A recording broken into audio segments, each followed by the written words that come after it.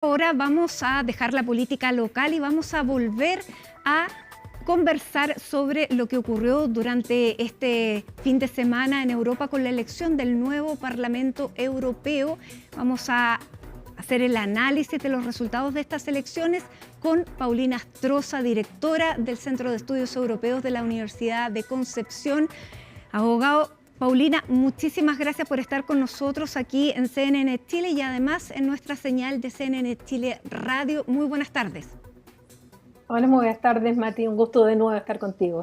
Así es, Paulina, ¿qué es lo que tenemos que entender de lo que ocurrió durante este fin de semana en Europa? Porque sabemos cuáles son más o menos las grandes conclusiones que sacan los países más importantes de la Unión Europea, los que tienen más peso, pero a nivel general, para que vayamos entendiendo el todo y después nos vamos yendo a las partes más específicas.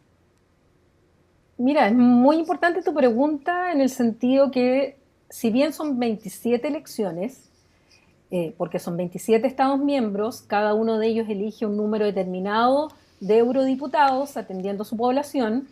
En términos generales podemos decir que hubo un sismo, pero no un terremoto dentro de lo que es el Parlamento Europeo, porque se mantienen los partidos pro Unión Europea. Estoy hablando del gran grupo del Partido Popular Europeo, el segundo grupo que es el socialista, los socialdemócratas, además de los liberales, sumado a los verdes y otros, siguen teniendo la mayoría en el Parlamento. No se logra por parte de los grupos más extremos una minoría de bloqueo, que era lo que se temía, y más allá del análisis que podamos hacer de algunos estados, que obviamente ahí sí hubo terremoto, en general no hay gran diferencia entre el Parlamento Europeo que termina con el Parlamento Europeo que va a comenzar.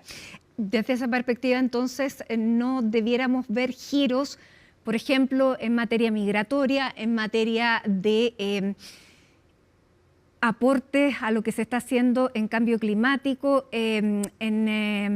sobre todo en seguridad. ¿Qué es lo que pudiéramos esperar a grandes rasgos en esos temas que han sido los temas de la Unión Europea en el último tiempo? Yo creo que va a continuar de alguna manera. Lo primero es despejar si es que va a continuar siendo la presidenta de la Comisión Europea, que es como el ejecutivo de la Unión Europea, no siendo totalmente un poder ejecutivo, si es que va a seguir siendo Ursula von der Leyen, que es la que estuvo a cargo durante 5 años de la Comisión Europea y que ahora se está postulando. El Partido Popular Europeo, quienes ganaron las elecciones, la están postulando ahora, y con estas mayorías no sería necesario recurrir a alianzas con la ultraderecha, como se había pensado en algún momento. Y es la Comisión Europea quien además tiene la iniciativa de las normas, y son los gobiernos de los 27 los que fijan las grandes líneas. Y en este sentido yo creo que va a continuar una política muy concentrada en lo que es la guerra de Ucrania. No van a abandonar lo que es la política verde. Se pensaba que tal vez si es que más la ultraderecha hubiese ganado poder, esto fuera un problema. Yo creo que no lo va a hacer con esta configuración. Van a seguir con la transición ecológica, necesitan no seguir dependiendo del petróleo y gas ruso, necesitan transformar toda su fuente para llegar a la carbono, a la descarbonización al año 50, y para ello, obvio que van a seguir con el Pacto Verde y esta agenda que no solo los verdes, que cayeron como partidos políticos en esta elección, tienen este tema, sino que ya los otros partidos lo han incluido en su agenda.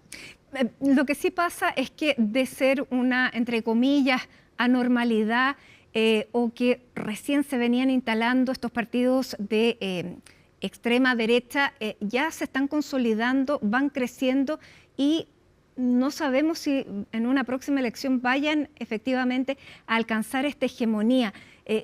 ¿Cómo han ido avanzando? ¿Cuál crees tú que puede ser esta evolución? Bueno, nadie tiene la bola de cristal, pero pareciera que el camino que va es hacia el crecimiento. A ver, en estas elecciones, y no solamente en estas elecciones europeas, sino que también en las elecciones a nivel nacional, regional e incluso local, es indudable que la ultraderecha, derecha radical o extrema derecha, el nombre que le queramos poner, porque depende de los autores el nombre, han ido avanzando en distintos países. Algunos están en el gobierno, otros han apoyado formaciones de gobierno, otros han aumentado su votación sin todavía llegar a gobiernos ni siquiera locales, pero con discursos bastante radicales. Hay una tendencia indudable a que este llamado cordón sanitario, como se le llamaba en el pasado en Europa, ya no funciona. Hoy día también yo leí un artículo de Anthony Gutiérrez Rubí donde plantea que ya no hay miedo en Europa a votar por ciertos partidos que están planteando ideas que antes eran absolutamente tabú. En especial por el drama y el horror que vivió Europa tanto en la Primera, Segunda Guerra Mundial como el periodo entre guerras.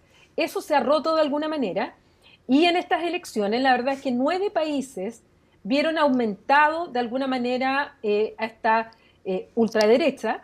En 2 países de ellos, en Malta e Irlanda, no existe, y en 14 países más o menos se mantuvo estable.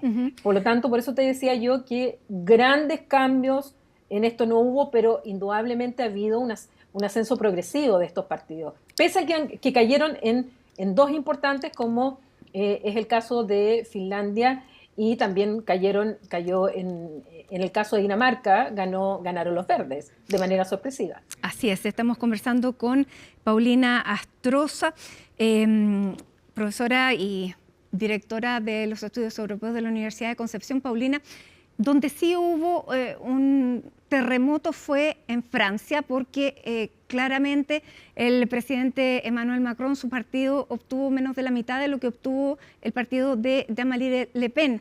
Eso hace que él diga, bueno, no me queda más que llamar a elecciones. ¿Qué significa este llamado de elecciones y cuánto pudiera debilitar una figura que hoy se ve como el líder europeo, entre comillas, más europeo, que más defiende los principios, la estructura de la Europa tal como la conocemos después de Angela Merkel?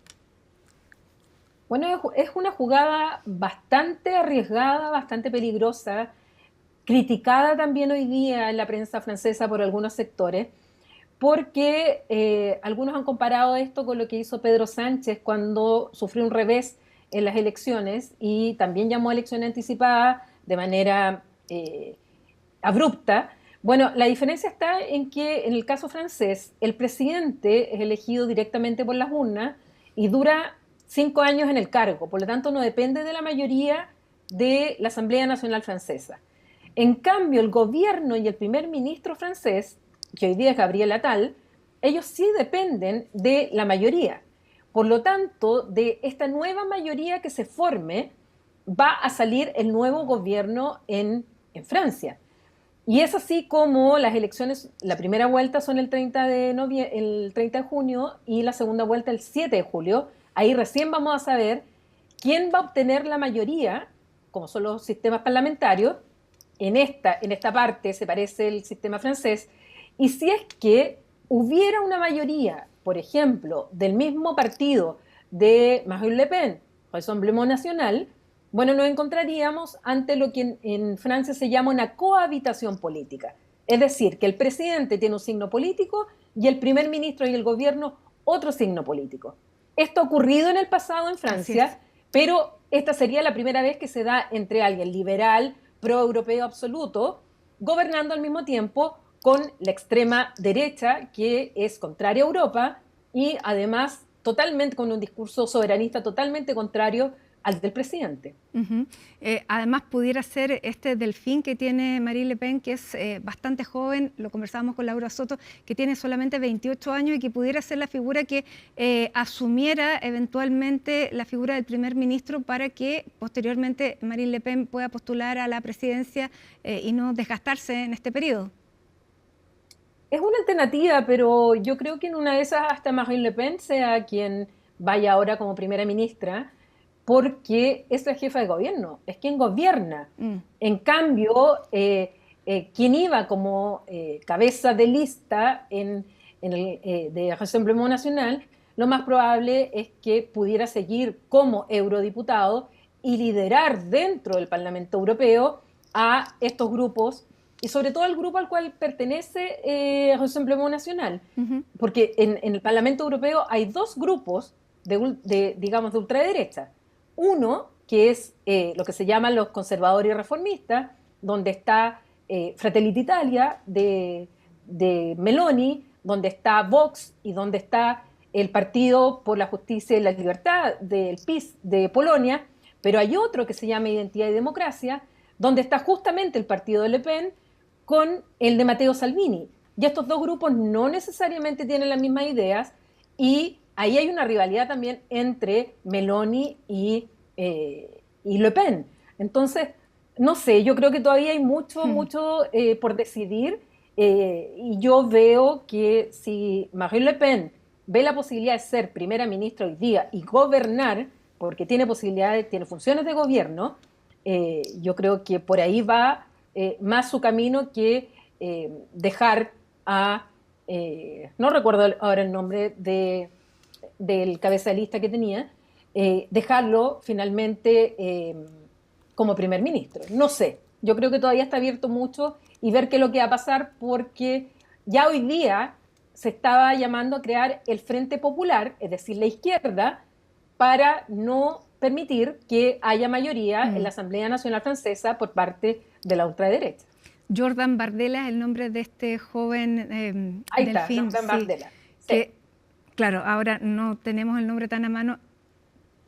Quién sabe si en un futuro va a ser demasiado popular este nombre. Vamos a ver cómo siguen entonces los movimientos políticos. Paulina Astroza, te queremos agradecer este contacto a esta hora con CNN Chile en este día después de las elecciones del Parlamento para entender a grandes rasgos qué es lo que está ocurriendo.